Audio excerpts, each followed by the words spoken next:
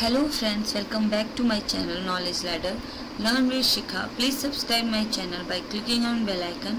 और ये है करंट अफेयर्स और आज है 29 जुलाई 2020 और आज के जितने मोस्ट इम्पॉर्टेंट करंट अफेयर के क्वेश्चन बनते हैं उनको लेके मैं आ गई हूँ। तो शुरू करते हैं।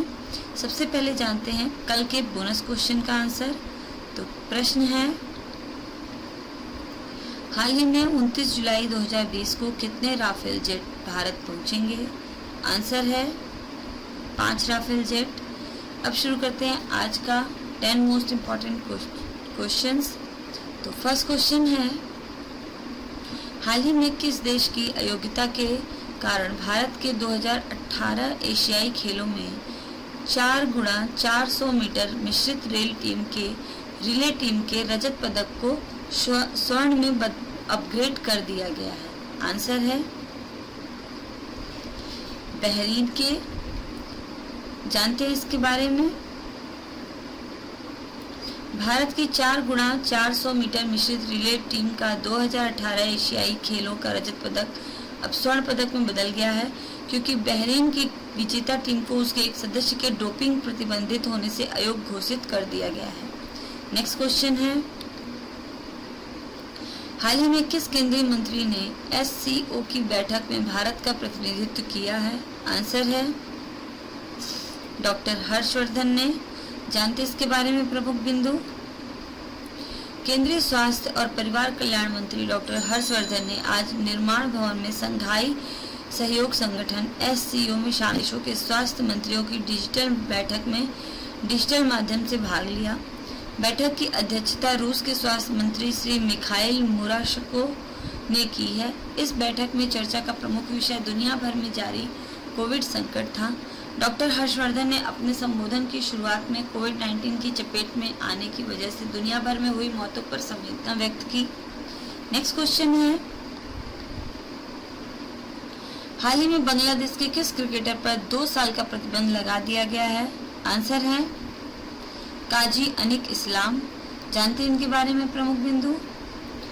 बांग्लादेश के युवा तेज गेंदबाज काजी अनिक इस्लाम को 2018 में डोप परीक्षण में विफल होने के कारण राष्ट्रीय क्रिकेट बोर्ड ने 2 साल के लिए प्रतिबंधित किया है। उन्हें उसी साल नेशनल क्रिकेट लीग के दौरान प्रतिबंधित पदार्थ मेथाम्फेटामाइन के लिए पॉजिटिव पाया गया।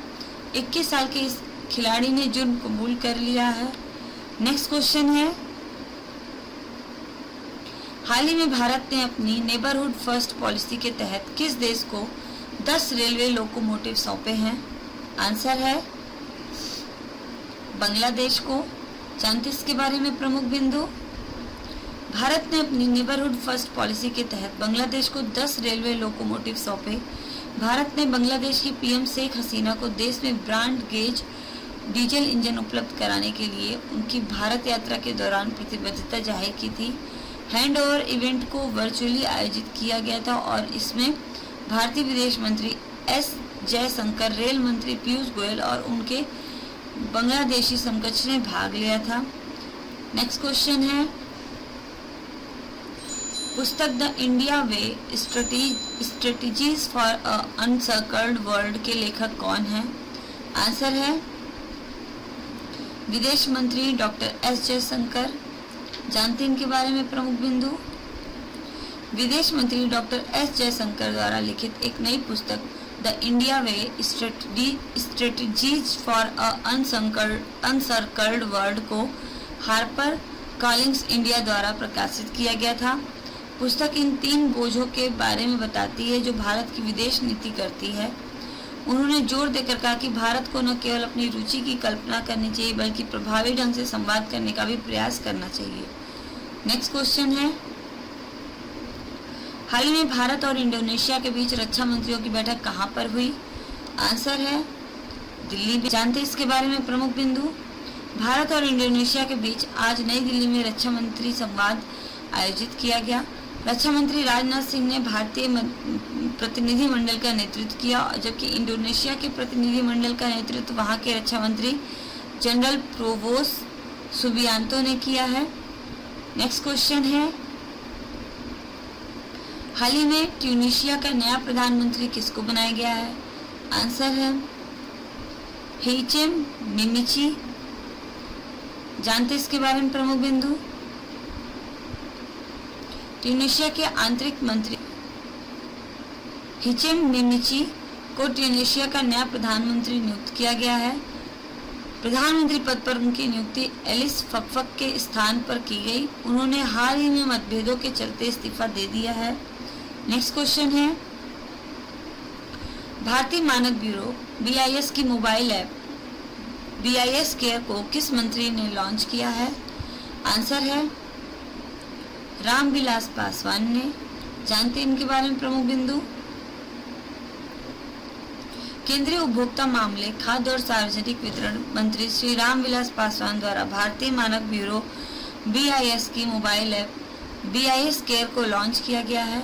इसके अलावा मंत्री ने उपभोक्ताओं के लिए 3 पोर्टलों मानकीकरण, अनुरूपता आकलन तथा eBIS के प्रशिक्षण का भी शुभारंभ किया है।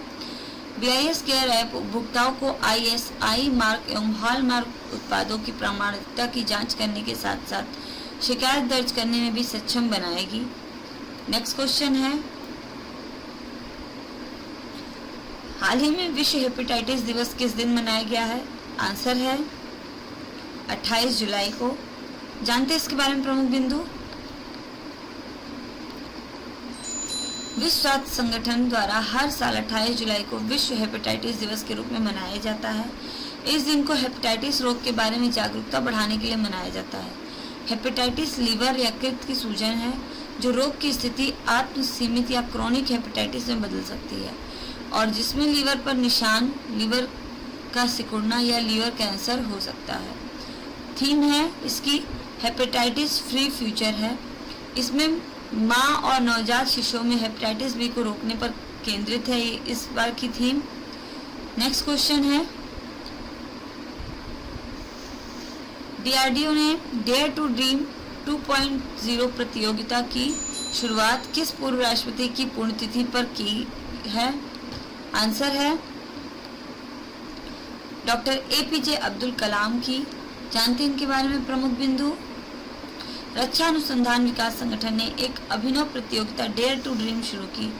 प्रतियोगिता का शुभारंभ डॉक्टर APJ अब्दुल कलाम की पुण्यतिथि पर किया गया है। मुख्य बिंदु है डेयर टू ड्रीम एक ओपन चैलेंज है जो देश में इनोवेटर्स और स्टार्टअप्स को बढ़ावा देती है, इसे उभारती है। प्रतियोगिताओं को बढ़ावा देने के लिए लॉन्च किया गया है। तो फ्रेंड्स कंप्लीट होते हैं आज के 10 मोस्ट इम्पॉर्टेंट करंट अफेयर्स। अब जानते हैं आज का बोनस प्रश्न। तो प्रश्न है, हाल ही में चीन के चेगद्र शहर में किस देश का वाणिज्य दूतावास बंद कर दिया गया है? इसका आंसर आप सभी कमेंट बॉक्स में जरूर दीजिएगा। अगर आपको मेरा चैनल अच्छा लगता है, मेरे क्वेश्चन अच्छे लगते हैं तो प्लीज़ इसको लाइक कीजिए, शेयर कीजिए और सब्सक्राइब कीजिए। Thanks for watching. कल फिर मिलते हैं। बाय।